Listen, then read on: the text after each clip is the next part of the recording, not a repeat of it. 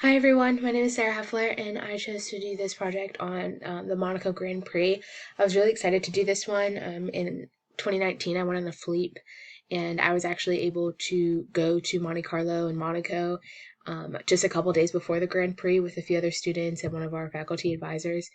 So it was really cool to see them set this up, and I have a couple pictures throughout the presentation that I took of the course itself and just some little things that is interesting to talk about from my perspective.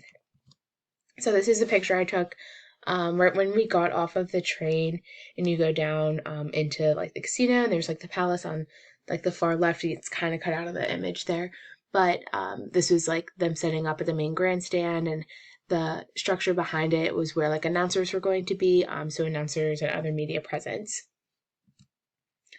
So the history and origins of the Grand Prix, in early 1929, Antony Nohace, I believe is how you say his name, was the president of the Automobile Club of Monaco, and he met with Prince Louis II to push for an event like this to take place in a small European state, with the interest in racing and the amount of investments that can be made from the event. He was really interested in making it a really popular thing, and he proposed calling it a Grand Prix and hosting it in the streets of Monte Carlo, excuse me. So on April 14th, 1929, the first Monaco Grand Prix was held, with 16 competitors, who raced 100 laps, and the winner was William Grover Williams, and he drove a Bugatti, and I'll talk a little bit later more about the importance of the brand of car that he was racing. So today, the race is done in Formula One or F1 cars. As you can see in the image below, they're single-seater cars, and this is the highest class of international automobile racing. The race has 78 laps, which is shorter than any other Grand Prix course, but it's shorter because there's low-speed laps typically with over 5,000 gear changes per racer. So you'll see an image later that shows how narrow some of the streets are, and there's some sharp turns and things like that that require so many of the gear changes, which is why it's a shorter race. And it's held annually on the last weekend of May in Monte Carlo. So in this image, you can see one of the turns, and like I said before, it's one of the reasons that it is shorter and there are so many gear changes, because there's sharp turns and there's lots of hills and tunnels and things like that.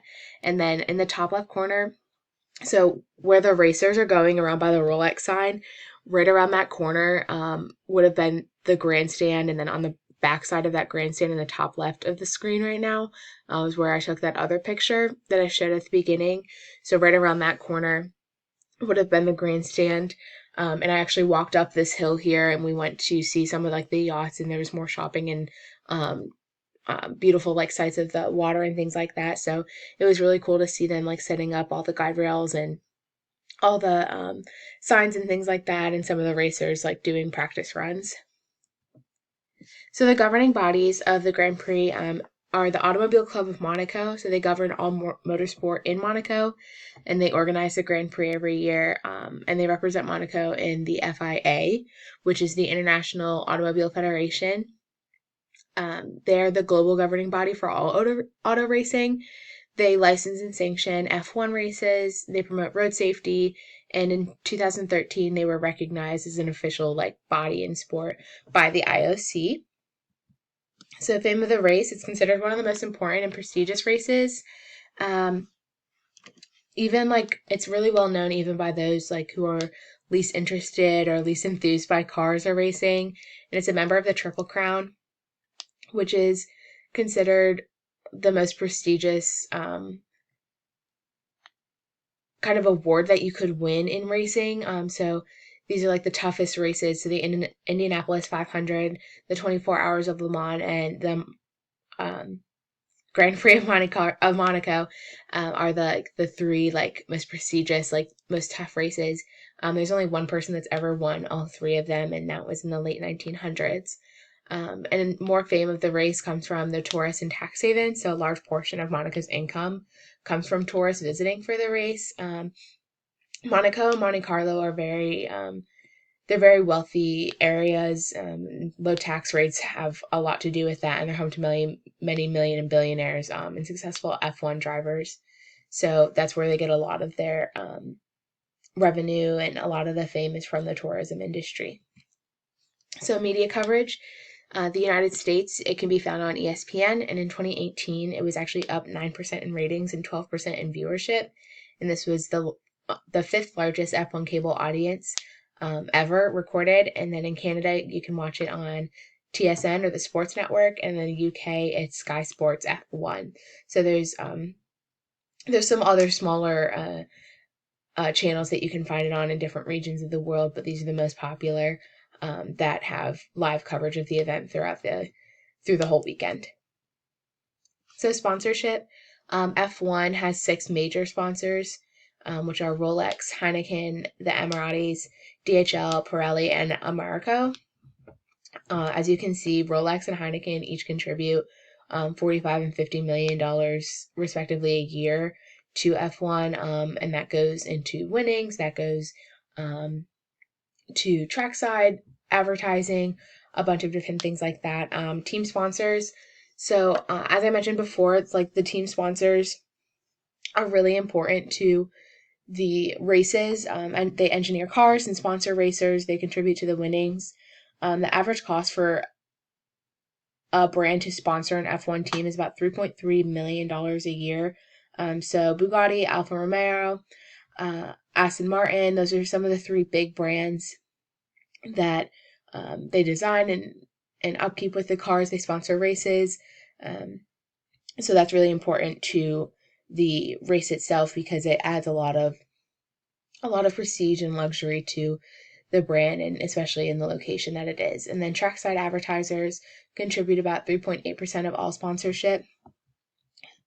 So a couple examples of this would be like the Martini, the Lenovo, and Helix. So Martini, this billboard was actually from 2009, and it gained a lot of attention by marketers and spectators, but it was actually the most concerning because it distracted drivers and it caused one to crash. So they canceled their sponsorship or their partnership deal with F1 after that until about 2 years ago, when they moved their sign to a different location where it wasn't distracting to drivers. But Martini has been a partner with F1 and with the Monaco Grand Prix for about half a decade, or I'm sorry, for about 50 years. So they're synonymous with F1, but they had to take a break in order to kind of restructure their marketing tactics and things like that in order to avoid more accidents on their behalf.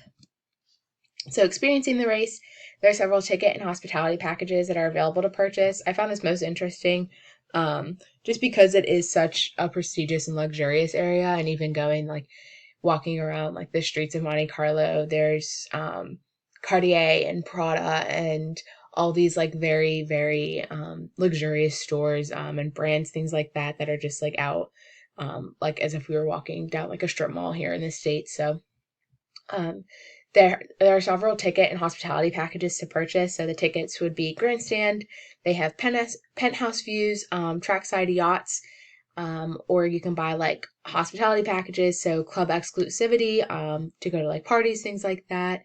There's yacht parties and then hotel accommodations.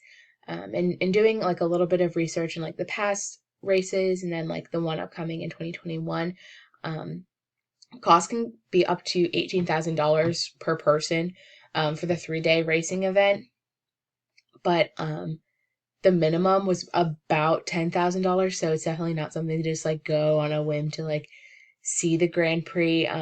It's definitely something for those who are the most wealthy and want to have that whole experience of the yachts and the parties and things like that.